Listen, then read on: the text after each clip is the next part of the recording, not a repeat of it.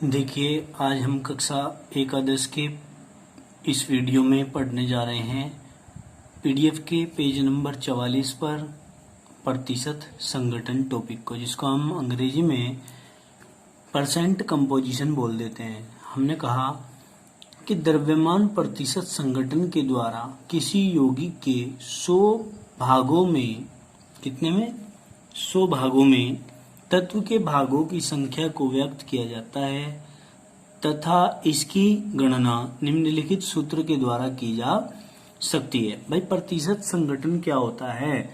किसी भी पदार्थ के अंदर उपस्थित तत्व के 100 भागों में उपस्थित तत्व की मात्रा को ही तो प्रतिशत संगठन कहेंगे। क्लियर हो गया? अब आगे चलते हैं, फॉर्मूला देखते हैं इसका। द्रव्यमान प्रतिशत, यौगिक में तत्व का द्रव्यमान, जो तत्व का द्रव्यमान है यौगिक के अंदर, ठीक है ना, अपॉन यौगिक का आणविक द्रव्यमान, जो यौगिक का कुल आणविक द्रव्यमान है उसके बारे में बताएंगे, और गुना 100। ये हमारा फॉर्मूला रहता है। एग्जाम्पल के माध्यम से हम पढ़ते हैं। क्वेश्चन नंबर 1 कि H2O में हाइड्रोजन व ऑक्सीजन का प्रतिशत संगठन ज्ञात करो। तो हम क्या करेंगे? देखिए, यहाँ पर आप लोगों को दिखाया गया है फॉर्मूला के हाइड्रोजन प्रतिशत बराबर H2O में हाइड्रोजन का द्रव्यमान अपॉन H2O का आणविक द्रव्यमान गुना 100। तो हम करते हैं कि हाइड्रोजन का प्रतिशत संगठन हमने निकालना है। तो हाइड्रोजन का प्रतिशत संगठन निकालेंगे। H2O में जो हाइड्रोजन का द्रव्यमान होगा वो होगा 2 गुना 1। देखिए कैसे, H2O ये हमारा है। H2O में काहे का, यहाँ पार्टीशन करके हम थोड़ा समझते हैं कि H2O वैसे तो हाइड्रोजन का होता है 1, क्योंकि हाइड्रोजन के यहाँ पर 2 हैं तो गुना कर देंगे 2 से, बराबर 2, 1 दूनी 2। तो मतलब हाइड्रोजन का प्रतिशत संगठन तो कितना हो गया? 2 हो गया, अपॉन इसने हमारे फॉर्मूले में हमें बताया था कि H2O का आणविक द्रव्यमान। अब यदि H2O का आणविक द्रव्यमान निकाल लें पूरे का, टोटल का, तो कैसे निकलेगा? तो 2 का आणविक द्रव्यमान 2 गुना 1 प्लस ऑक्सीजन का होता है 16। ये हमें याद करने पड़ेंगे अनुबार, तभी जाके आप लोग निकाल सकते हो। 2 एकम 2 प्लस 16 इज इक्वल टू 18।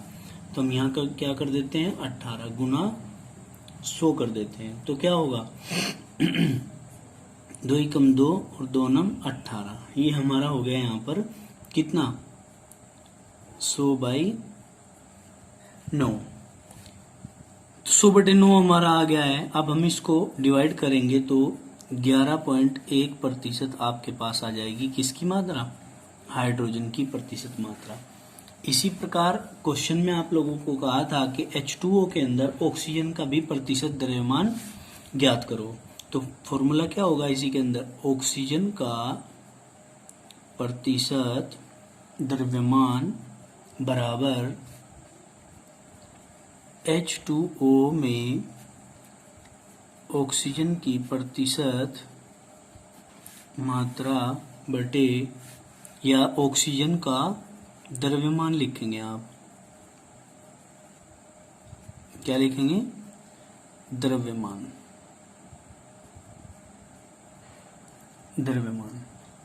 और बटे H2O का आणविक द्रव्यमान गुना 100। तो H2O में ऑक्सीजन का हमने अभी निकाला था, यहाँ कितना होता है? 16 होता है, बटे H2O का टोटल जो हमने निकाला वो 18 होता है, और गुना 100। अब हम क्या करेंगे? 2 से काट लीजिए, 2 नम 18, 2 अट्ठे 16, 8 गुना 100/9। ये आपका आ जाता है। यानी कि आप इसको क्या कर सकते हैं भाई? आप इसको यही कर लीजिए, 800/9 भी कर सकते हैं। जब आप इसको डिवाइड करेंगे तो 88.8% आप लोगों के पास आ जाएगा। क्लियर हो गया? अब नेक्स्ट एग्जाम्पल हम लोग समझने जा रहे हैं। नेक्स्ट एग्जाम्पल में क्या कहा है हमारा कि CaCO3 क्या है जी, CaCO3 में Ca कार्बन ऑक्सीजन का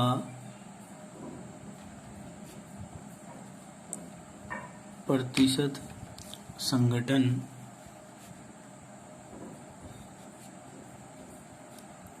ज्ञात करो। तो कैसे करेंगे, फर्स्टली हमें Ca का निकालना है, तो हम क्या करेंगे, Ca की प्रतिशत मात्रा बराबर CaCO3 में Ca का द्रव्यमान बटे CaCO3 का कुल आणविक द्रव्यमान गुना 100, ये आपने रखना है। ठीक है जी। अब हम क्या करेंगे, अब वही निकालेंगे, हम पार्टीशन करेंगे। इस पार्टीशन के अंदर आप लोगों को पता होना चाहिए कि CaCO3 का हम कैसे निकाल सकते हैं, ठीक है ना। ये बातें आपको पता होनी चाहिए, प्रत्येक का आणविक द्रव्यमान कैसे निकलेगा। तो हमने क्या करना है, CaCO3 में कैल्शियम का जो है वो तो हमारा होगा 40 बटे, लेकिन CaCO3 का हमें निकालना पड़ेगा। तो यहाँ लिखेंगे CaCO3, तो इसका करेंगे 40 प्लस कार्बन का करेंगे 12 प्लस 3 गुना ऑक्सीजन का करेंगे 16। तो 40 प्लस 12 प्लस 16 दिया 48, 8 और 2 10, 4 और 1 5 और 4 9 और 1 हासिल का 10, पूरा 100 आ जाता है। कितना आ जाता है, 100 और गुना 100। तो क्या करेंगे, 100 से 100 कट जाएगा, तो हमारा आ जाएगा 40%। तो कैल्शियम कितना है इसमें, 40% है। अब यदि हमें कार्बन का निकालना हो तो क्या करेंगे, सेकंड पॉइंट इसी में ही करेंगे हम कि कार्बन की प्रतिशत मात्रा इस फॉर्मूले के अंदर CaCO3 में, तो क्या करेंगे, वही फॉर्मूला रहेगा, CaCO3 में कार्बन का द्रव्यमान बटे CaCO3 का कुल आणविक द्रव्यमान। हमने शॉर्ट में इसको इस प्रकार से लिख लेना है, ठीक है जी। अब क्या करेंगे हम, सेम वही तरीका हमारा चलेगा, मैं इसलिए बड़े प्यार से समझा रहा हूँ, बाकी तुम्हें खुद करने हैं। फिर देखिए यहाँ CaCO3 में कार्बन का कितना होता है, 12 बटे 100 गुना 100, 100 से 100 कट जाएगा, आप लोगों का आ जाएगा 12%। थर्ड आता है इसी प्रकार से।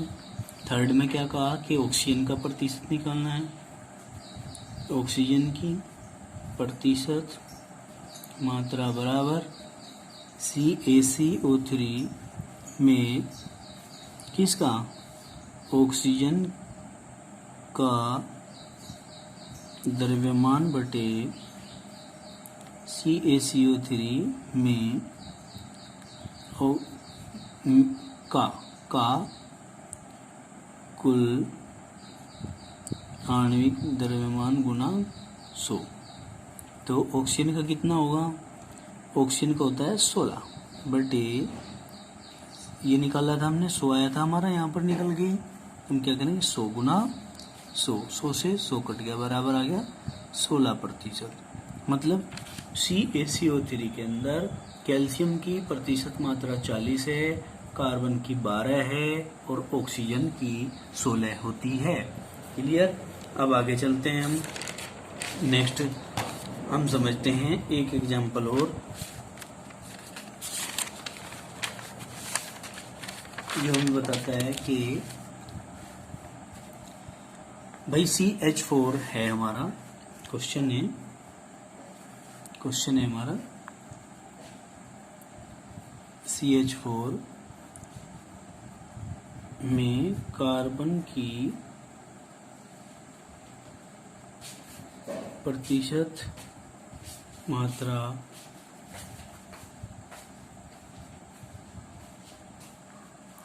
ज्ञात करो। कैसे करेंगे? हम यहाँ पर फॉर्मूला लगाएंगे। क्या कार्बन की निकालनी है तो हम फॉर्मूला लगाएंगे कि कार्बन की प्रतिशत मात्रा बराबर CH4 में कार्बन का द्रव्यमान अपॉन CH4 का कुल आणविक द्रव्यमान गुना 100। यही तो है। अब हमने क्या करना है? CH4 में कार्बन का द्रव्यमान, कार्बन का कितना होता है? कार्बन का होता है 12 बटे, यहाँ पे क्या है इसका, हमने यहाँ CH4 का हमारे पास नहीं है, तो जैसे कंप्यूटर में फाइलें खुलती हैं, यहाँ पे आपने एक फाइल खोल लेनी है, तो CH4 का निकाल लेंगे, तो कार्बन का 12 + 4 गुना 1, 12 + 4 बराबर हो गया हमारा 16। हम क्या करते हैं यहाँ पर बताओ, कितना रख सकते हैं हम? CH4 का आणविक द्रव्यमान 16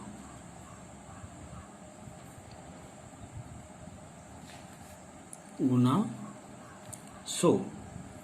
ठीक है जी। अब देखिए हम क्या करेंगे, 2 से काटते हैं, 2 से यदि काटते हैं तो 2 × 12, 2 × 8 16, 2 × 6, 2 × 8, क्या आ गया हमारा 3/4 गुना 100, ये हमारा आ जाता है।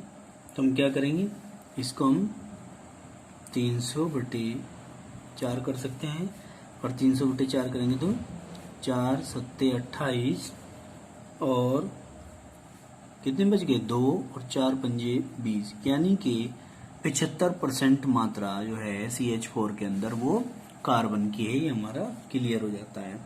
इसी प्रकार प्रतिशत संगठन में एक नेक्स्ट एग्जांपल हमारे पास आता है, क्वेश्चन नंबर नेक्स्ट है NH2CO अर्थात यूरिया में नाइट्रोजन का प्रतिशत संगठन ज्ञात करो। कैसे करेंगे? हमने क्या करना है, नाइट्रोजन की प्रतिशत मात्रा, संगठन से मतलब होता है मात्रा से, तो हम क्या करेंगे कि NH2CONH2 में नाइट्रोजन का द्रव्यमान अपॉन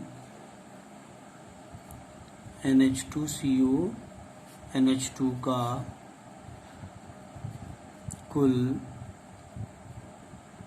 आणविक द्रव्यमान गुना 100। तो क्या करना है, नाइट्रोजन का कितना होगा भाई? देखो इसमें नाइट्रोजन है 2, एक ये रहा और एक ये रहा, तो पहले वाले नाइट्रोजन का 14 हो गया, सपोज दैट 14, तो इसका हो गया, और 14 इसका हो गया, 14 कितने हो गए 28 बटे। अब NH2CONH2 का कुल आणविक द्रव्यमान निकालना है, जो कि हमारे पास नहीं है, तो इसके लिए हम क्या करेंगे, अब जब दूसरी चीज की आवश्यकता पड़ी तो यहीं पे हम क्या करेंगे, दूसरी फाइल खोल लेंगे। दूसरी फाइल हमने खोली है, तो हम इसमें क्या पढ़ने जा रहे हैं, हम पढ़ने जा रहे हैं कि इसका आणविक द्रव्यमान निकालेंगे यूरिया का, NH2CONH2 14 + 2 गुना 1 प्लस ऑक्सीजन का कार्बन का 12 प्लस ऑक्सीजन का 16, और फिर प्लस 14 + 2 गुना हाइड्रोजन का 1, कितना हो गया टोटल? जोड़ेंगे इसको, 14 + 2 + 12 + 16 + 14 + 2, टोटल करेंगे तो टोटल आएगा हमारा 60। ये सारा जोड़ा हमने 60 आ गया, अपॉन 60 इंटू 100 100 आ गया। अब क्या करेंगे, ये बात हमारी समझने की। कैसे भाई, 2 से हम इसको काटते हैं, 14 बार कट गया। 2 से हम इसको काटते हैं, 30 आ गया हमारा, ठीक है। अब हम क्या करेंगे, फिर यदि 2 से काटते हैं तो हमारा आता है 7 और इसका आता है 15। 7/15 गुना 100, ठीक है कि नहीं। तो जब हम इसको करेंगे तो क्या आ जाएगा हमारा आ जाएगा 700/15, यानी कि 700/15 आ जाएगा हमारा। और जब हम इसको डिवाइड करेंगे तो 15 चौका 60, फिर 10 बच गए, 15 छिक्का 90 पॉइंट, फिर 15 छिक्का 90, यानी कि 46.6% आपके पास नाइट्रोजन की प्रतिशत मात्रा आ जाएगी किसके अंदर, NH2CO NH2 के अंदर। तो इसी प्रकार के एग्जाम्पल्स यहाँ पर आपको PDF में मिलेंगे, उनका आपने सॉल्यूशन करना है। कुछ मैंने आपको समझा दिए हैं, ठीक है। जो नहीं आता है उसको आप लिख के मेरे पास भेज सकते हैं, ठीक है जी। जो भी आपसे नहीं होगा उसके बारे में आप लोग डिस्कस कर सकते हैं, मैसेज कर देना, हम उसका इधर से आपको टोटल करके आंसर सोल्व इसी प्रकार से भेजते रहेंगे, ठीक है। उम्मीद करता हूँ इतना कोई ज़्यादा हार्ड काम नहीं है, आराम से समझ में आ जाएगा, ठीक है कि नहीं, क्योंकि PDF आप लोगों के पास पूर्ण रूप से भेजी हुई है। अब आप देखेंगे क्या, ये देखिए रासायनिक सूत्र पढ़ने जा रहे हो आप, क्या रासायनिक सूत्र। अब रासायनिक सूत्र को हम कहते हैं केमिकल फॉर्मूला। क्या कहेंगे कि किसी यौगिक में उपस्थित परमाणुओं तथा उनकी संख्या को, यौगिक में उपस्थित परमाणुओं और उनकी संख्या को उसके रासायनिक सूत्रों द्वारा प्रदर्शित किया जाता है। रासायनिक सूत्र सामान्यतः निम्न प्रकार के होते हैं। नंबर 1 मोलानुपाती सूत्र। तो मोलानुपाती सूत्र को पढ़ेंगे तो क्या कहेंगे, इसको हम इम्पिरिकल फॉर्मूला। क्या, इम्पिरिकल फॉर्मूला। देखिए, वह रासायनिक सूत्र जो यौगिक के अणु में उपस्थित विभिन्नताओं के परमाणुओं की आपेक्षिक संख्या को प्रदर्शित करता है। क्या कहा, वह रासायनिक सूत्र जो यौगिक में उपस्थित, यौगिक के अणु में उपस्थित है ना, विभिन्नताओं के परमाणुओं की आपेक्षिक संख्या, अलग अलग परमाणु कितनी संख्या में उपस्थित हैं, इस चीज को प्रदर्शित करता है मोलानुपाती सूत्र के। एक क्या कहा भाई, एक रासायनिक सूत्र के अंदर यौगिक के एक अणु में आपेक्षिक विभिन्नताओं के परमाणुओं की जो संख्या होगी वो अलग अलग होगी, और कितनी कितनी संख्या में होगी उस चीज को ये प्रदर्शित करेगा। कितनी संख्या है, 2 हैं 4 हैं, है ना, तत्व कितने मौजूद हैं उस फॉर्मूले के अंदर। देखिए, एसिटिक अम्ल का अणुसूत्र CH3COOH होता है, और इसका मोलानुपाती सूत्र निकालेंगे तो कैसे निकालेंगे, CH3COOH। कार्बन के कितने हैं, 2, हाइड्रोजन के कितने हैं, 3 और 1 4, ऑक्सीजन के कितने, 1 और 1 2। तो हमने क्या किया, 2 4 2 काटा, 2 एकम 2, 2 दूनी 4 और 2 एकम 2, यानी कि कार्बन का 1 है, हाइड्रोजन के 2 हैं और ऑक्सीजन का 1 है। तो हमने कहा CH2O होगा इसका रासायनिक सूत्र का फॉर्मूला, जो मोलानुपाती सूत्र के रूप में हमने निकाला है इसका, तो वो क्या होगा, एसिटिक अम्ल का वो CH2O होगा। किसका, एसिटिक अम्ल का मोलानुपाती सूत्र जो होगा वो CH2O होगा। अब इसके बाद हम पढ़ने जा रहे हैं अणुसूत्र। अणुसूत्र होता है मोलिकुलर फॉर्मूला। मोलिकुलर फॉर्मूला में हम क्या कहेंगे कि किसी यौगिक के अणु में उपस्थित विभिन्न तत्वों के परमाणुओं की वास्तविक संख्या को अणुसूत्र के द्वारा प्रदर्शित करते हैं। भाई, यौगिक के अणु में उपस्थित अलग अलग तत्वों के परमाणुओं की जो वास्तविक संख्या है, उस वास्तविक संख्या को अणुसूत्र से प्रदर्शित करते हैं। कहाँ से, अणुसूत्र से। तो हम क्या कहेंगे एग्जाम्पल में कि एसिटिक अम्ल का एक सूत्र C2H4O2 है। क्या है, C2H4O2 है। यौगिक के अणु में विभिन्न तत्वों की आकाशीय व्यवस्था को संरचना सूत्र से प्रदर्शित किया जाता है। कहाँ से, आकाशीय व्यवस्था को कहाँ से प्रदर्शित करते हैं, संरचना सूत्र से। भाई देखो, किसी यौगिक के अणु में उपस्थित विभिन्न तत्वों के परमाणुओं की जो वास्तविक संख्या है उसे अणुसूत्र से प्रदर्शित करते हैं। एग्जाम्पल में कहेंगे एसिटिक अम्ल का एक सूत्र C2H4O2 है। यौगिक के अणु में विभिन्न तत्वों की जो आकाशीय व्यवस्था होती है उसको हम संरचना सूत्र से प्रदर्शित कर सकते हैं। यह CH3COOH अणु सूत्र है, ठीक है। आकाशीय व्यवस्था है इसकी बना दी है यहाँ पर। ये मतलब आकाशीय व्यवस्था बना सकते हैं, समझ सकते हैं, या फिर कागज पर ग्राफ खींचकर इसको प्रदर्शित कर सकते हैं। अणुसूत्र जो होता है, अणुसूत्र फॉर्मूला बताया, समानुपाती सूत्र का होल n होता है। क्या होता है? समानुपाती सूत्र का होल n होता है। क्लियर? अब यहाँ तक का पढ़ेंगे इस वीडियो में, क्योंकि समय सीमा इसकी पूर्ण होगी है। नेक्स्ट पढ़ेंगे हम नेक्स्ट वीडियो में। धन्यवाद।